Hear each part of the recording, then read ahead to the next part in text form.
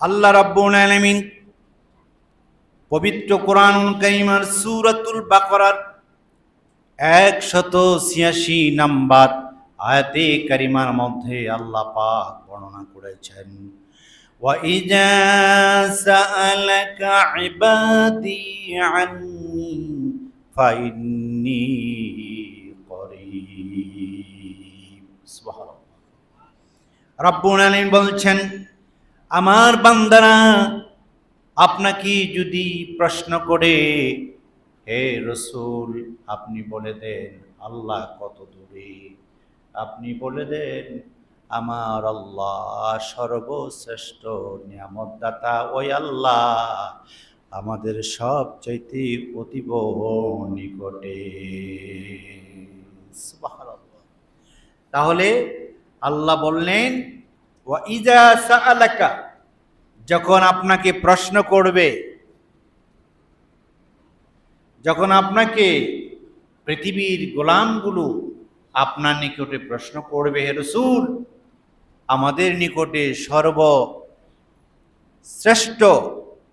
মহব্বতওয়ালা ভালোবাসা অতীব নিকটের কোন সেই লোক, আপনি বলে দেন আন্নী করিব, ফাইন্নী করিব। আপনি বলে দেন যে আল্লাহ হলেন সর্বশ্রেষ্ঠ রিজিকদাতা, সে আল্লাহ আমাদের অতীব নিকটে। বলেন সুবহানাল্লাহ।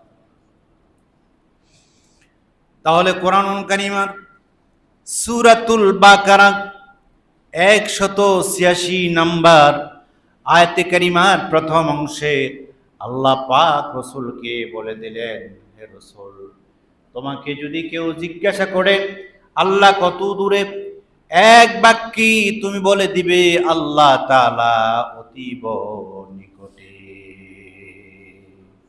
আল্লাহর চাইতে আর কাছে কেউ নাই যতটুকু আল্লাহ কাছে। উজিবু দাওয়াতাদ দাঈ ইযা দাআন ফালইস্তাজিবু লি ওয়ালইউমিনু বি লাআল্লাহুম ইয়ারশুদুন। আল্লাহু আকবার। রাব্বুল আলামিন বলছেন, হে রাসূল আপনি বলে দেন যারা নাকি ডাকে তাদের ডাকে আমি আল্লাহ সর্বসময় সাড়া দেই। সুবহানাল্লাহ বলতেন না? আল্লাহ বলেন যারা আমাকে ডাকে তাদের ডাকে আমি আল্লাহ সাড়া দেই। যদি আল্লাহ আমাদের ডাকে সাড়া দেয়, বলেন তো বন্ধু আমাদের কোনো টেনশন আছে নাকি? তাহলে বিপদে বললে ডাকবো কাকে? অভাবে বললে ডাকবো কাকে? কষ্টে পড়লে ডাকবো কাকে? অসুস্থতা হলে ডাকবো কাকে? একমাত্র আল্লাহকে ডাকবো, কারণ আল্লাহ আমার বিপদের সাথী, আল্লাহ আমার কষ্টের সাথী, আল্লাহ আমার রিজিকের মালিক, আল্লাহ আমার হায়াতের মালিক, আল্লাহ আমার মৃত্যুর মালিক, সব যদি আল্লাহ, তাহলে ডাকবই তো বলা যায় সত্যি গাথা হলো আমাদের আল্লাহ। ঠিক না বলে? তাহলে এবারে আমরা তো বুঝে ফেললাম কাকে ডাকবো, কেন ডাকবো। কারণ সবচেয়ে কাছে তিনি, তিনি আমার সব দেন, তিনি আমার হায়াত দিয়েছেন, তিনি আমার মৃত্যু দিবেন। নিঃশ্বাস নিচ্ছে এরা কে দিচ্ছেন? আল্লাহ নিতে দিচ্ছেন। আল্লাহ যদি নিঃশ্বাসটাকে বলে স্টপ, বন্ধ হয়ে যাবে। তাহলে ওই আল্লাহকেই তো ডাকতে হবে। কি বলেন আপনারা? ওই আল্লাহকে ডাকবো না আমরা? আল্লাহকে ডাকবো। এই জন্য আল্লাহ রাব্বুল আলামিন বললেন, বান্দা যখন আমাকে ডাক দিবে আমি রব্বুল আলামিন সঙ্গে সঙ্গে তার ডাকে সাড়া দেই। ফালইস্তাজিবু লি ওয়ালইউমিনু বি লাআল্লাহুম ইয়ারশুদুন।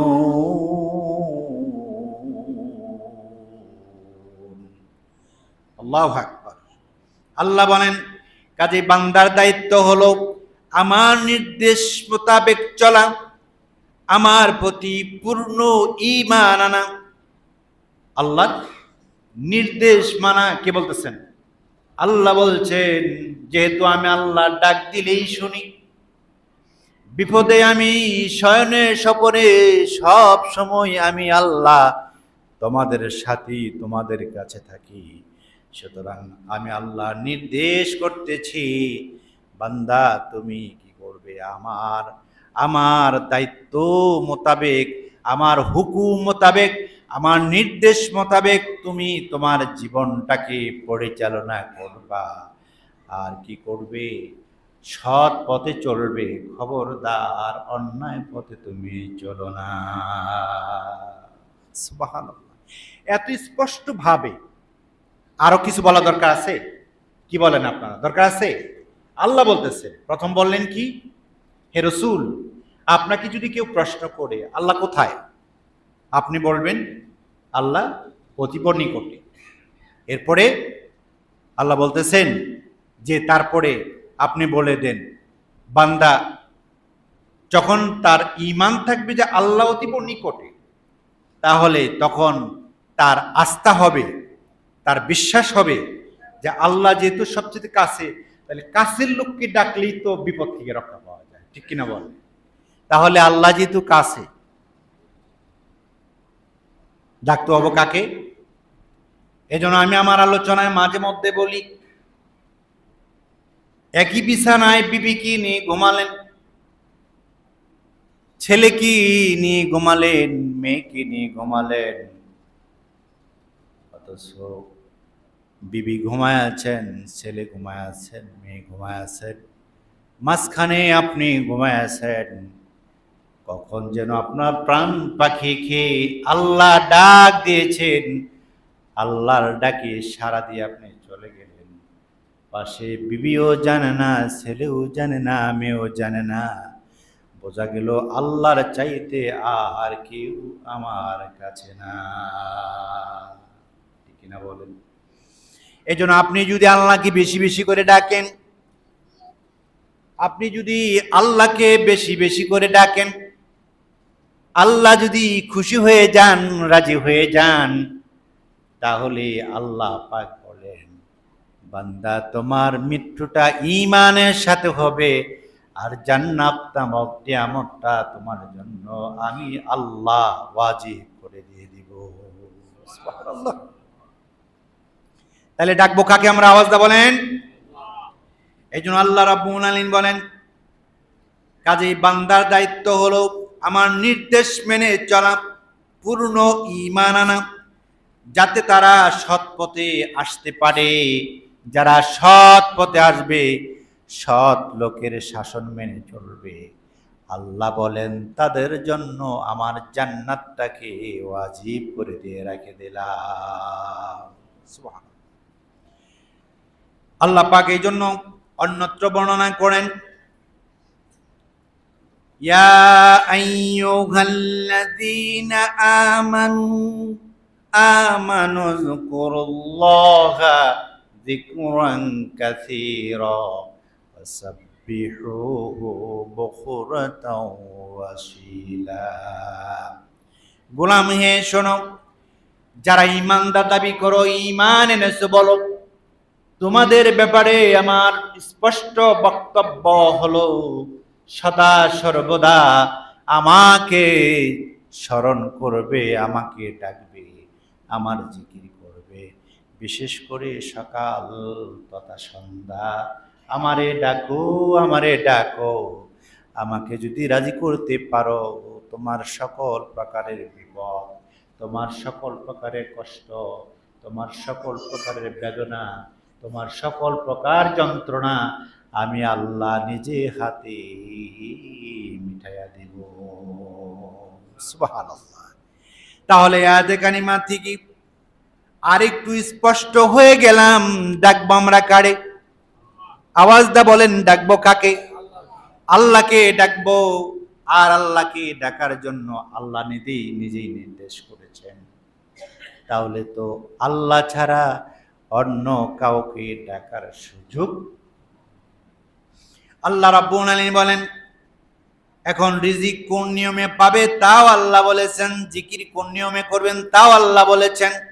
আল্লাহ বলেন ওয়াজকুর রাব্বাকা ফি নাফসিকা তাদাররুআও ওয়া খীফাতাও ওয়া দুনাল জাহরি মিনাল কওলি বিল গুদুই ওয়াল আসাল ওয়ালা তাকুম মিনাল গাফিলিন।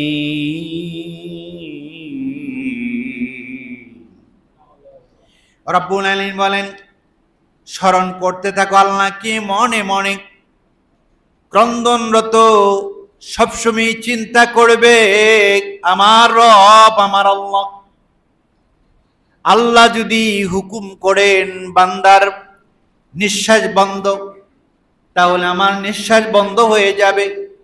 আল্লাহ যদি হুকুম করেন আমার খাবার বন্ধ, খাবার বন্ধ হয়ে যাবে। আল্লাহ যদি হুকুম করে আমার হাত নাড়াচাড়া বন্ধ হয়ে যাবে। আল্লাহ যদি হুকুম করেন পা বন্ধ, পায়ের নাড়াচাড়া বন্ধ হয়ে যাবে। ঠিক কিনা বলেন? আমার আহারি কত বড় নিয়ামত আল্লাহ রাব্বুল আলামিন দিয়েছেন। নিয়ামত পাওয়ার পরেও আল্লাহর শুকর আদায় আমরা করি না। ঠিক কিনা বলেন? আমি মাঝে মাঝে চিন্তা করি যে আজকে জুমার নামাজ পড়ানোর জন্য আসবো, তার আগে আমার বাসায় ডাক্তার আমার মাকে থেরাপি দেওয়ার জন্য এসছেন। প্রতিদিন 1 ঘন্টা থেরাপি দেন, 1000 টাকা নিয়ে যান। কত টাকা? কয় ঘন্টা? 1 ঘন্টা। কি থেরাপি দিচ্ছেন? ঘাড় সোজা করতে পারেন না। বাস্তব কথা বলছি। 1 ঘন্টা থেরাপি দেন, 1000 টাকা নিয়ে যান। তাহলে পার মান 30,000। 1 ঘন্টা থেরাপি দিয়ে যদি নিয়ে যান, ঠিক কিনা বলেন? 24 ঘন্টা দিন রাত আল্লাহ যে আমাকে সুস্থ রাখলেন, আমার ঘাড় ঘুরাইতে কোনো সমস্যা নাই, নিচের দিকে তাকাতেও কোনো সমস্যা নাই, উপর দিকে তাকাতেও কোনো সমস্যা নাই। এই যে আল্লাহ তাআলার ফেরেশতা দিয়ে থেরাপি দিয়ে আমার বডি টাকচারটাকে সুন্দর করে আমাকে ব্যথা মুক্ত রাখলেন। যেদিকে চাই ঘোরাতে পারি, যেদিকেই চাই ঘোরাতে চাইতে পারি। আহারে যদি আল্লাহ পাক প্রতিটা ঘন্টার এই দুনিয়াবি একজন ডাক্তার থেরাপি দিয়ে 1000 টাকা নিয়ে যায়, যদি আল্লাহ পাক কিয়ামতের ময়দানে বলে জীবিত অবস্থা যত খাবার খেয়েছো কোনো হিসাবের দরকার নাই, যত অক্সিজেন নিয়েছো এটারও কোনো দরকার নাই, শুধু যে তোমাকে ব্যথা মুক্ত রাখলাম এজন্য প্রতিনিয়ত ডাক্তারকে 1000 টাকা দিয়েছো, 24 ঘন্টায় কত হয়? 24,000। এ গোলাম যতদিন জীবিত রাখছিলাম, ব্যথা মুক্ত রাখছিলাম রে গোলাম, তাহলে এটার যা যা বদলা তুমি আজকে আমারে দিয়ে দাও। বলেন তো বন্ধু, পারবো নাকি? যদি আল্লাহ পাক বলেন দুনিয়ার মানুষ ঘন্টা চুক্তি প্রতিটা মেডিকেলে নিলে যদি তোমার শ্বাসকষ্ট হয়, অক্সিজেন দেওয়া হয়, প্রতিদিন তোমার কাছ থেকে 1750 টাকা নিচ্ছে। এই গোলাম ঘন্টায় যদি এটা নেয়, প্রতিদিন যদি এটা নেয়, জন্ম থেকে নিয়ে মৃত্যু পর্যন্ত বিনামূল্যে যে অক্সিজেন নেওয়ার জন্য সুযোগ করে দিলাম, গোলাম তুমি অক্সিজেনের দামটা দিয়ে জান্নাতে যাও। বলুন তো বন্ধু, আমাদের মতো মানুষ কি আল্লাহর ওই অক্সিজেনের দাম দিতে পারবো নাকি? বলেন, পারবো? তাহলে আল্লাহ পাক রব্বুল আলামিন আমাকে চোখ দিয়েছেন, এই চোখ দিয়ে আমি আপনি দেখি। সামান্য একটি বিভিন্ন রাষ্ট্রের প্রযুক্তির তৈরি লেন্স লাগানো হয় চোখে, ঠিক কিনা বলেন? এই যে ভাই আপনি লেন্স চশমা পড়েছেন, লেন্স লাগাচ্ছেন, চশমা লাগাচ্ছেন, একটি লেন্স যদি লাগায়, আমেরিকার লেন্স লাগালে নেয় 8,000, ফিটিং চার্জ নেয় সব মিলে 1 লক্ষ টাকা। বন্ধুগণ বলেন তো, একটি লেন্স দিয়ে আপনি দূরে একটু দেখবেন, এই জন্য 1 লক্ষ। জন্ম থেকে নিয়ে মৃত্যু পর্যন্ত এত অমায়িক একটা লেন্স আপনার চোখে আল্লাহ পাক ফিটিং করে দিলেন, সুন্দর দুনিয়ার সব কিছু দেখলেন। আল্লাহ যদি বলে গোলাম ফজরের পরে যখন পৃথিবী তাকায় দেখলা, ওই সময় কেন তুমি আল্লাহ আমার কোরআনটাকে খুলে একটু তেলাওয়াত করলা না, দেখলা না? এ গোলাম, চোখের নিয়ামতের কি শুকুর আদায় করছো? জবাব দিয়ে বিনিময় বদলা দিয়ে আল্লাহর জান্নাতে যাও। বলুন তো বন্ধু, ওই দিন আমি আপনি জান্নাতে যেতে পারবো নাকি? পারবো? এই জন্য আল্লাহ পাক রব্বুল আলামিন বলেন, দুনিয়ার মানুষ, এত সুন্দর নিয়ামত তোমারে চোখ দিলাম, সকালবেলায় ঘুম থেকে উঠে তুমি কোরআন তেলাওয়াত কেন করলে না? তোমার এই ব্যথামুক্ত জীবন দিলাম, শেষ রাতে দাঁড়ায়া কেন নামাজে দাঁড়ালে না? তাহাজ্জুদ নামাজ কেন পড়লে না? বলুন তো বন্ধু, এক এক করে যদি জিজ্ঞাসা করে, বলুন তো বন্ধু, একটা নিয়ামতের উত্তর দিয়া কি আল্লাহর জান্নাতে যেতে পারবো নাকি? বলেন, পারবো? সবাই আওয়াজ দিলেন না তো পারবেন? কেউ পারবেন না। তাহলে এই জন্য আমাদের সব সময় জিকির করা লাগবে, আল্লাহকে ডাকতে হবে। আল্লাহ রসুল জনাবে মুহাম্মদুর রাসূলুল্লাহ সাল্লাল্লাহু আলাইহি সাল্লাম বলেছেন, عن سعد بن أبي وقاص رضي الله تعالى عنه قال قال النبي صلى الله عليه وسلم خير الذكر الخفي وخير الرزق ما يكفي।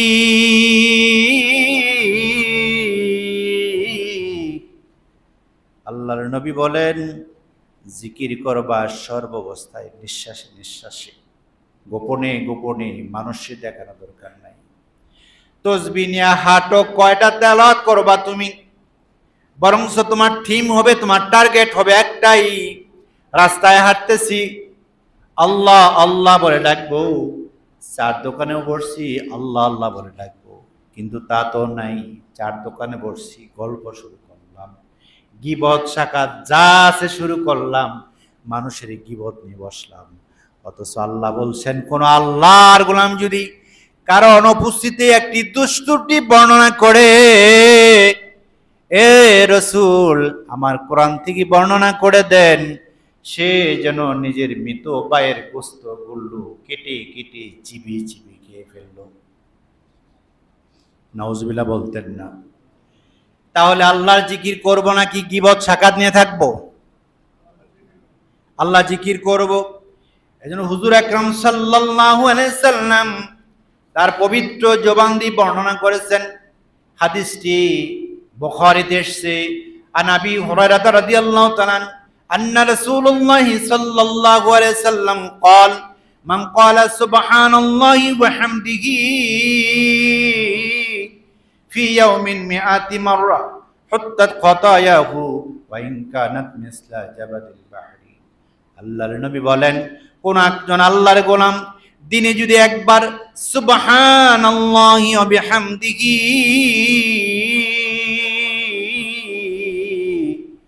সুবহানাল্লাহিল আযীম 100 বার পড়ে, আওয়াজ দা বলেন কতবার?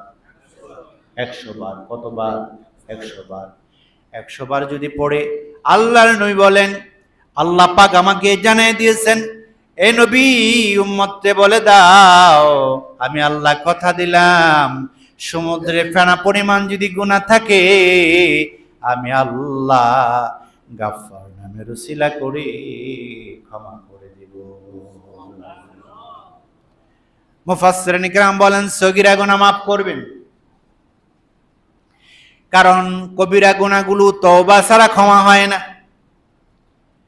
তাহলে আল্লাহর জিকির করা লাভ না লস? তাহলে আমরা যখন এই সময় পাবো সুবহানাল্লাহ, আলহামদুলিল্লাহ, লা ইলাহা ইল্লাল্লাহ, আল্লাহু আকবার কাবীরা, এই তাসবিহগুলো বেশি বেশি পড়তে পারবো কিনা বলেন? পারবো? সবাই রাজি? সবাই রাজি হতে হবে, কারণ এই জিহ্বা দিয়েছেন কে? জোরে বলেন কে? এই জিহ্বার মালিক কে? আমার আল্লাহ। এই জিহ্বা দিয়ে আপনি যে আল্লাহর তাসবিহ তেলাওয়াত করেন না, একটাবারও কি চিন্তা করলেন না আল্লাহ যে কোনো মুহূর্তে আপনার জিহ্বাটাকে স্টপ করে দিতে পারে? এই ব্রেনের থেকে নিয়ে আপনার জিহ্বা পর্যন্ত একটি নার্ভ এসেছে, এটাকে 7 নাম্বার নার্ভ বলা হয়। কয় নাম্বার? এই 7 নাম্বার নার্ভটা যদি আল্লাহ বলেন স্টপ, বন্ধ হয়ে যা, যদি বন্ধ হয়ে যায় সাথে সাথে আপনার জিহ্বা নাড়াচাড়া করতে পারবেন না। আপনার জিহ্বা নাড়াচাড়া না করলে আপনি পানিটা পর্যন্ত গিলে খেতে পারবেন না। আপনি মুখ দিয়ে স্পষ্টভাবে কথা বলতে পারবেন না। আপনার চোখের মটক নিবে না, চোখ বন্ধ হবে না, শুধু খোলাই থাকবে, ওপেন, শাটার ওপেন। একটি মাত্র না, ব্রেনের থেকে জিহ্বা পর্যন্ত, কান পর্যন্ত, চোখ পর্যন্ত 1 লক্ষের উপরে আল্লাহ তাআলা নার্ভ ফিটিং করেছেন, সেটআপ দিয়েছেন। 1 লক্ষ। এই 1 লক্ষ নার্ভ দিয়ে ব্রেনের থেকে চোখে এসেছে, জিহ্বা এসেছে, কানে এসেছে, আর জিহ্বার মধ্যে 10 লক্ষ আপনার নার্ভ দিয়ে, পর্দা দিয়ে একটার পর একটা স্তর দিয়ে আল্লাহ পাক সেটআপ দিয়েছে, যেটা দিয়ে আপনি ঝাল টক তিতে সব কিছু অনুধাবন করতে পারেন। বন্ধুগণ বলেন তো এবার আল্লাহর জিকির করা দরকার আছে না নাই? একটা মাত্র নার্ভ যদি আল্লাহ বলে ব্লাড সার্কুলেশন স্টপ, একটা মাত্র নার্ভ যদি বন্ধ হয়ে যায় আপনি জিহ্বা নাড়াইতে পারবেন না, কথা বলতে পারবেন না। আপনি মুখে পানি নেবেন, গাল বেয়ে বেয়ে পানি পড়ে যাবে, গলার ভিতরে ঢুকবে না। আপনার একটা মাত্র নার্ভ যদি স্টপ হয়ে যায় চোখ বন্ধ হবে না, সারা চোখটা সর্বাবস্থা ওপেন থাকবে, চোখের পাতা বন্ধ হবে না। সেই আল্লাহ এত সুন্দর করে আপনাকে জন্ম থেকে মৃত্যু পর্যন্ত সার্ভিস দিল। ও গোলাপ, একটা বারো কি তোমার মধ্যে অনুধাবন আসলো না মালিকের জিকির করা দরকার? প্রিয় ভাই সব, এজন্য রাসূল আকরাম সাল্লাল্লাহু আলাইহি সাল্লাম বলেন সর্বাবস্থা জিকির করবে। জিকির না করলে, আল্লাহকে না ডাকলে কলবের মধ্যে শয়তান বাসা বানায়। কে? শয়তান বাসা বানায় ফেলে। ওই কলব দিয়ে অন্যায় কাজ করলে, অন্যায় করতেছেন এইটা আপনার অনুধাবন হবে না। এজন্য সব সময় আল্লাহর জিকির করবে, আল্লাহর স্মরণ করবে। আর জিকির করলেই তো অন্তর পরিষ্কার হয়ে যায়, কলব পরিষ্কার হয়ে যায়। ওই কলব দিয়ে আল্লাহরে ডাক দিলে আল্লাহ আপনার কথাটা শুনে ফেলে দিবে। عن ابن عمر رضي الله تعالى عنه قال قال رسول الله صلى الله عليه وسلم إن هذه القلوب تسدع كما يسدع الحديد إذا أصابه الماء قيل يا رسول الله وما جلاوها قال كثرة ذكر الموت وتلاوة القرآن। নবী বলেন, এ সাহাবায়ে কেরাম জেনে নাও, লোহার মধ্যে যদি মরিচা লাগে কি হয়ে যায়? লোহাতে যদি পানি লাগে মরিচা ধরে যায়, ঠিক কিনা বলেন? ওই মরিচা যুক্ত দা দিয়ে যদি আপনি কোনো কিছু কাটতে চান, যেমন কাটা সম্ভব হয় না। লোহা মরিচা পড়ে গেলে ওই লোহা দিয়ে কোনো কিছু কাজ করা সম্ভব হয় না। আল্লাহ রসুল বলেন বান্দা যখন গুনাহ করে কলবের মধ্যে মরিচা পড়ে যায়,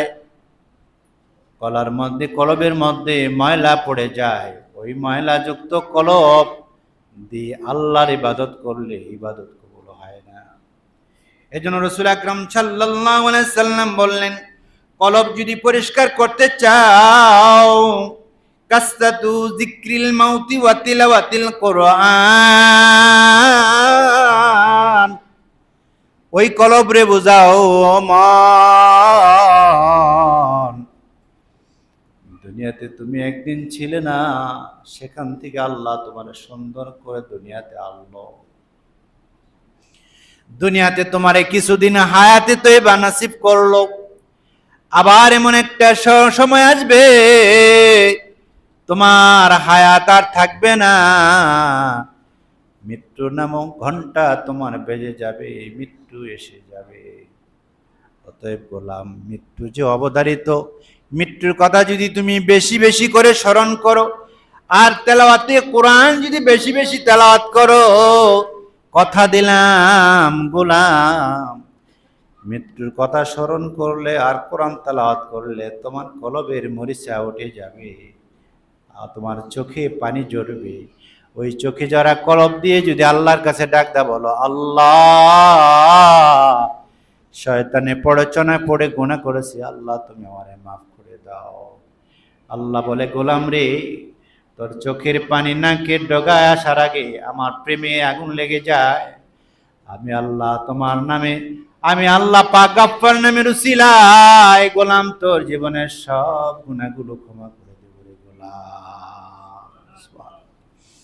এজন্য বেশি বেশি করে আল্লাহ জিকির করা দরকার, আছে না নাই? আওয়াজ দা বলো মুসলমান, আছে না নাই? আল্লাহর নবী জনাবে মুহাম্মদুর রাসূলুল্লাহ সাল্লাল্লাহু আলাইহি সাল্লাম বলেন, অতএব গোলাম বেশি বেশি করে আল্লাহরে ডাকবে। আল্লাহরে যত বান্দা বেশি ডাকে তত আল্লাহ খুশি হয়ে যায়, ঠিক কিনা বলেন? কারণ মনিব তো চায়, মালিক তো চায় আমার গোলাম আমাকে সন্তুষ্ট করুক, ঠিক কিনা বলেন? আল্লাহ পাক অসংখ্য প্রমাণ আল্লাহ পাক দুনিয়ায় রেখেছেন। আপনার বাড়ির সামনে ময়লার ডাস্টবিন আছে, এই ডাস্টবিনে দেখবেন আপনার বাড়ির পাশে যদি একটা কুকুর থাকে, ওই কুকুরটা কিন্তু প্রতিনিয়ত ময়লার ডাস্টবিনের খাবার খায়, ঠিক কিনা বলেন? আর ওই কুকুরটাকে যদি আপনি আদর করে ডাক দেন, আপনার গেটের সামনে আসলে যদি আপনার গরু গোশ খেয়েছেন, খাসি খেয়েছেন, মুরগি খেয়েছেন, হাড়গুলো একটু আদর করে দেন আর খান, খাওয়াইতে দেন, কুকুর খায়। অথবা একটু খাবার যদি আলাদা কিন্তু ভাত তরকারি ওয়েস্টেজ খাবার দেন, খায়, কুকুর আপনার ভক্ত হয়ে যাবে, ঠিক কিনা বলেন? পচা রুটি দিলেন, ওয়েস্টেজ খাবার দিলেন, ভালো খাবার দিলেন না, তারপরেও আপনাকে মালিক বলে তিনি সম্বোধন করে। যখনই আপনি এক বেলা দুই বেলা খাবার দিবেন, দেখবেন সারা রাত ওই কুকুরটা আপনার গেট ছাড়বে না, ঠিক কিনা বলেন? কুকুরটা আপনার গেটে বসে থাকবে। রাতের বেলায় আপনার অপরিচিত কোনো লোক যদি আপনার গেটে আসে, ভুক ভুক করে তাড়াইয়া দেয়, ঠিক কিনা বলেন? সারা রাত পহরা দেয়। আর রাত্রি 3টার সময় যদি আপনি বাহির থেকে বাড়ির ভিতরে আসেন, আল্লাহ পাক কুকুরের চোখে এত পাওয়ার দিছে, 1 কিলো পর্যন্ত কুকুর দেখতে পায়। কত কিলো? 1 কিলো পর্যন্ত রাতের অন্ধকারে কুকুর দেখতে পায়। এই কুকুর আপনাকে দেখা মাত্র দৌড়ায় আপনার কাছে যায়। আপনার কাছে আপনি যখন কুকুরের কাছে আসেন, কুকুর লেজ নাড়ায় আর সো সো শব্দ করে, আহলান সাহলান মারহাবা মারহাবা মালিক, কোথায় গিয়েছিলেন? আসছেন তো, ভালো কথা। বাড়ির ভিতরে ঢুকে যান, গেটে তালা লাগান চাই না লাগান, আপনি বাসায় গিয়ে নিরাপদে ঘুমান। আমি কুকুর কথা দিলাম, আল্লাহ 18,000 মাখলুকের মধ্যে শ্রেষ্ঠ মাখলুক বানাইছে আমাকে, আপনাকে, আর আমাকে বানাইছে সর্বনিকৃষ্ট প্রাণী হিসাবে। আমি নিকৃষ্ট প্রাণী হিসাবে আপনার বাড়ির গেটে আপনার ওয়েস্টিস ওই খাবার খেয়ে সারা রাতটা ডিউটি করতেছি, আপনি ঘুমান, টেনশন নাই। সারা রাত আমি আপনার গেটে থাকবো, আপনার কোনো টেনশন নাই। কথাটা সত্য না মিথ্যা? সবাই তো বললেন না। এখন বন্ধুগণ বিবেক দিয়ে বলেন, নিকৃষ্ট একটা প্রাণী যদি আপনার ওয়েস্টিস জুটে খাবার দেওয়ার কারণে আপনার ভক্ত হয়, আপনার মালিক মানে সারা রাত আপনার গেটে পাহারা দেয়, অপরিচিত কোনো মানুষ আসলে ভুক ভুক করে তাড়ায় দেয়। আল্লাহ যদি কিয়ামতের ময়দানে ডাক দেয়, কয় গোলাম তোমারে আমি এত বড় পৃথিবীতে 18,000 মাখলুকাতের মধ্যে শ্রেষ্ঠ বানাইছিলাম রে গোলাম, সারা রাত গরু গোয়ালের মালিক কি করলো, গাবি বাঁধলো এক জায়গায়, তার বাচ্চা বেঁধে রাখলো আরেক জায়গায়। রাতের বেলায় বাচ্চা বারবার ডাক দিয়েছেন আর বলছেন, মা তুমি কেমন পাষাণ, একটা বারো তোমারে সারা রাতের মধ্যে কাছে পেলাম না, তুমি আমার একটু দুধ দাও না। দেখবেন শেষ সাথে দেখবেন গরুর ঘরে যদি যায় দেখেন, দেখবেন গরুর চোখ দিয়ে কোনা দিয়ে একটু একটু পানি পড়ে। বাস্তবতা মিলিয়ে দেখেন, আমি নিজে প্রমাণ। গরু তার ভাষায় জবাব দেয়, সন্তান আমার একজন মালিক আছে, সারা রাত এক জায়গায় তোমারে বেঁধে রেখেছে, আরেক জায়গায় আমারে বেঁধে রেখে দিয়েছে। সকাল বেলায় আমার মালিক ঘুম থেকে উঠে বের করে তিনি একটি পাত্র নিয়ে দুধ দহন করবে, তার ইচ্ছা মতো দুধ দহন করবে। আমি সর্বোচ্চ চেষ্টা করব রে সন্তান, আমার পেটটার ভিতরে আমি নিঃশ্বাস টান দিয়ে একটু দুধ রাখার চেষ্টা করব। যখন মালিক তোরে সরাইয়া দুধ দহন করে চলে যাবে, এরপর যখন তোরে ছেড়ে দিবে, তখন আমি আমার সর্বশ্রেষ্ঠ চেষ্টা দিয়ে তোরে আবার দুধ খাওয়াবো। একটু বাস্তবতা মিলিয়ে দেখেন, মালিকও চালাক কম নয়। আবার ওই বাচ্চাটাকে ছেড়ে দিয়ে আবার ওই গাভীর কাছে দেওয়া হয়।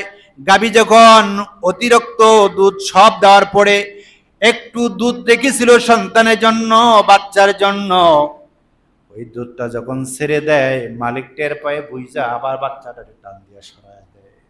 ঠিক কিনা বলে? আবারও দুধ দহন করে, এটা ঠিক না, এটা ঠিক না।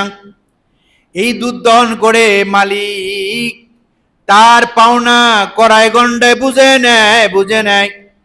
আর গাবি চিৎকার দিয়ে চোখের পানে ছেড়ে দেখো, সন্তান তুই আমারে বরদোয়া দেশ না, মালিকের আন্ডারে থাকি, মালিক যা বলে তাই তো আমার শুনতে হয়, মালিক আমারে খাওয়ান দেয়। ও দুনিয়ার মানুষ, একটু বিবেক দিয়ে বনকে বোঝান। মান দুনিয়াবি একটি গাবি কি খড়কুটা দিলেন, সে খড়কুটা খাওয়ার কারণে মালিক আপনারে বানালো, মালিক হলেন আপনি। সব দুধগুলো আপনি দহন করে নিলেন, সন্তানের জন্য রাখলেন না, গাভীর বাচ্চার জন্য রাখলেন না, তাতেও মালিক, আমাদের মালিক অসন্তুষ্ট হন না। কিয়ামতের ময়দানে যদি আল্লাহ ডাক দেয়, কয় গোলাম আমারই রিজিক, ধান খেয়েছো, ধানের ডাটা আবার খড় বানায়া তুমি গাভীরে খাওয়াইছো, সেটা দিয়ে আমি আল্লাহ দুধ বানালাম। এত অপরন্ত নিয়ামত তুমি খেলে, আর তুমি আমার নামাজ ফজর পড়লে না, জোহর পড়লে না, আসর পড়লে না, মাগরিব পড়লে না, ঈশা পড়লে না রে গোলাম। হারাম খাইলি, কোনো কিছুর হিসাব দরকার নাই, গাভীর দুধ খেয়েছি, সেটা জবাব দিয়ে তুই জান্নাতে যা। বলুন তো কে আছেন আজকের জুমাতে আল্লাহর ওই প্রশ্নের উত্তর দিয়ে, জবাব দিয়ে আপনি জান্নাতে যেতে পারবেন? কেউ আছেন? কেউ পারবেন না। কারণ গাবি আপনি দুধ দহন করছেন, জবাব তো দিতেই পারবেন না, কারণ এটা আল্লাহর কারিশমা। যে গাবি দুধ দেয় 20 কেজি 25 কেজি, অস্ট্রেলিয়ান গাবি ওই 25 কেজি 30 কেজি দুধ দহন করেন, 40 কেজি পর্যন্ত দহন করা হয়, এমনও গাবি আছে। ওই গাবি যদি আপনি জবাই দেন, দুধ পাবেন কয় কেজি? 1 কেজি তো দুধ চান, 1 পা দুধ আপনি পাইলেন না। এ গোলাম, কিয়ামতের ময়দানে আল্লাহ যদি জিজ্ঞাসা করে, গোলাম এত অফুরন্ত নিয়ামত কোথায় ছিল, কোথায় থেকে তোরে খাওয়াইলাম, একটা বারো কি চিন্তা করলি না? একটা বড় কি চিন্তা করে সিজদা গিয়ে বলা দরকার ছিল না সুবহানা রাব্বিয়াল আলা? জুমার নামাজে মুসল্লির অভাব নাই, এরা এলাকাতে বসবাস করে, কিন্তু ফজরে হয় 2 কাতার, হয় 3 কাতার।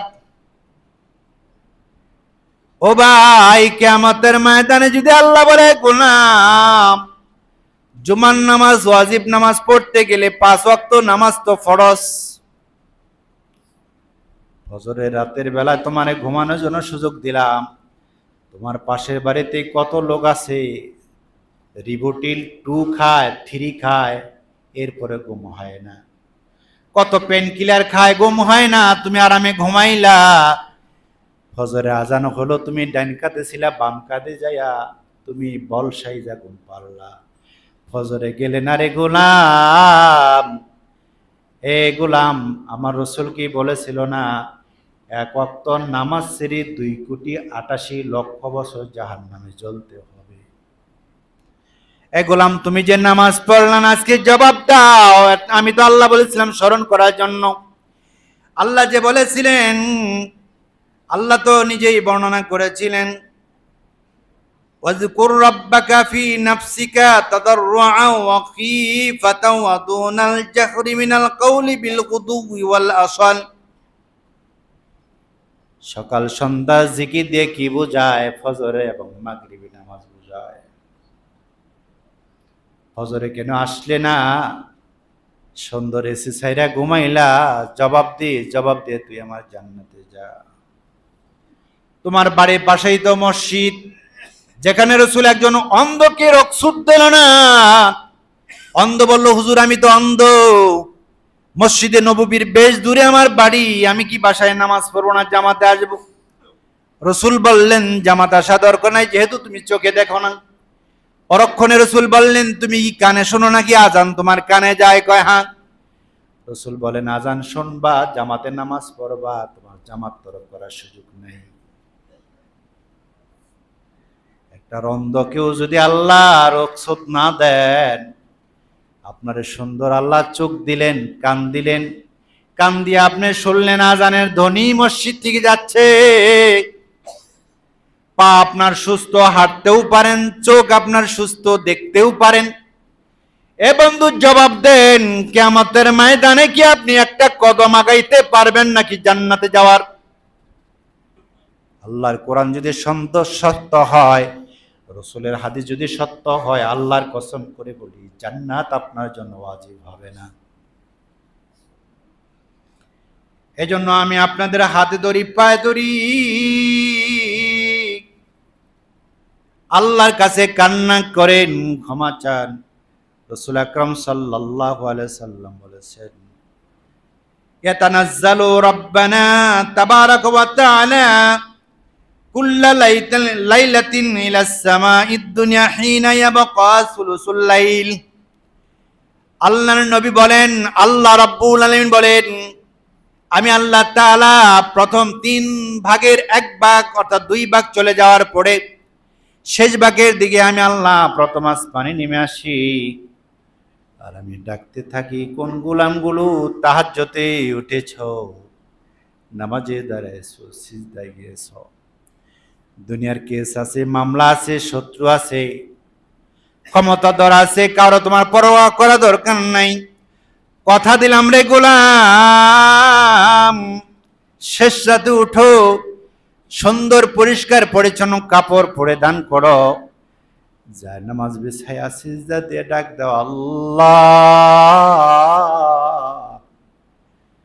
দুনিয়ার শত্রুতা আমার পেছনে লেগেছে, আমার সঙ্গে বেয়াদবি করে, আমার সঙ্গে দুশ্মনী করে, আমাকে অত্যাচার করতে চায়, আমার বিমারি, আমার অসুস্থতা, আল্লাহ তুমি আমারে ক্ষমা করো।